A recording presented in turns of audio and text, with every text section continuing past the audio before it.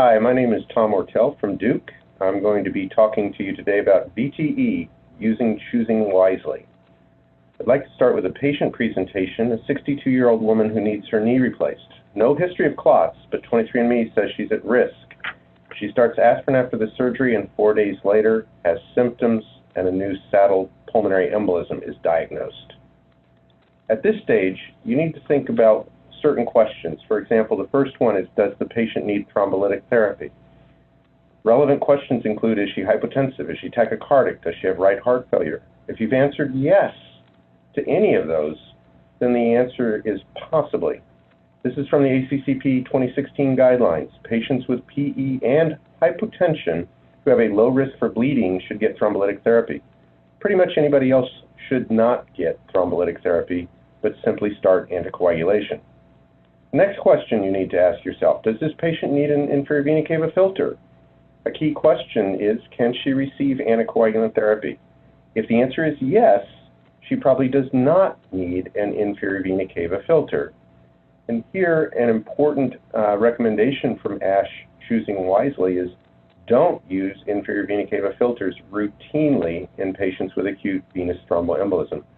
In general, if the patient can be anticoagulated, that is all they really need. Moving forward, the next step is, if you think that she doesn't need thrombolytic therapy, could she go home? Her blood pressure and pulse are okay. She can walk okay. She doesn't drop her oxygen saturation, but she lives at home alone. Her closest family member lives 2 hours away. The ACCP 2016 guidelines suggest that in patients with a low-risk PE, like the one we're describing, who have adequate home support, treatment at home, or following early discharge is acceptable. This particular patient doesn't have much support, and she gets admitted to the hospital, started on a low molecular weight heparin. Her first platelet count in the ER was 152,000. The next day, it's 126,000. You're asked, does she have heparin-induced thrombocytopenia? Here, we used what's called the 4T score to assess an individual patient and their risk of having heparin-induced thrombocytopenia. The 4T score includes the degree of thrombocytopenia, timing, thrombosis, and whether there are any other causes of thrombocytopenia. In general, don't test or treat for suspected heparin-induced thrombocytopenia in patients with a low pretest probability of HIT from ASH-Choosing Wisely. A low pretest probability would be a score less than 3. So you don't stop low molecular weight heparin in this patient. Pharmacy now has reviewed her medications, and they've told you that she's on carbamazepine for a long-standing seizure disorder. Which oral anticoagulant would you select for this patient, knowing that you can't change her seizure medicine?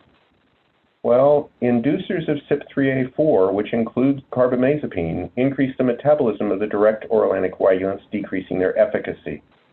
Anticonvulsants can also affect warfarin, but it's easier to adjust to achieve a target INR. In this patient, I'd lean towards warfarin. 2 months later, she has an episode of a nosebleed, each lasting a couple of minutes from the same nostril. Her INR is 7.3 on the day that she's being seen. Her platelet count is 147,000. What should you do? ASH-Choosing Wisely recommends don't administer plasma or prothrombin complex concentrates for non-emergent reversal of vitamin K antagonists. That is, if the patient doesn't have major bleeding, intracranial hemorrhage, or anticipated emergent surgery. Just hold a warfarin for a day or two and she will be fine. She's completed 3 months of therapy. Her primary talks about stopping anticoagulants.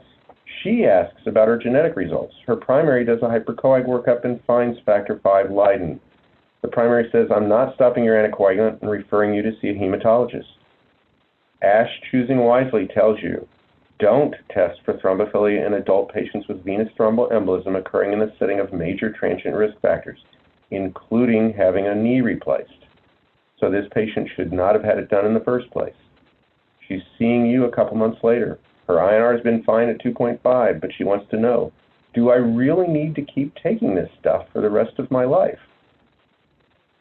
Using, again, ASH-Choosing Wisely, you can recommend to her that you don't need to treat a patient with an anticoagulant for more than 3 months for those patients with a first venous thromboembolism that occurs in the setting of a major transient risk factor.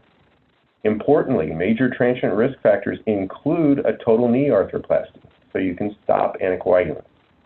In conclusion, you should be using ASH Choosing Wisely and any available guidelines when you're treating patients with venous thromboembolism. Thank you very much for your attention.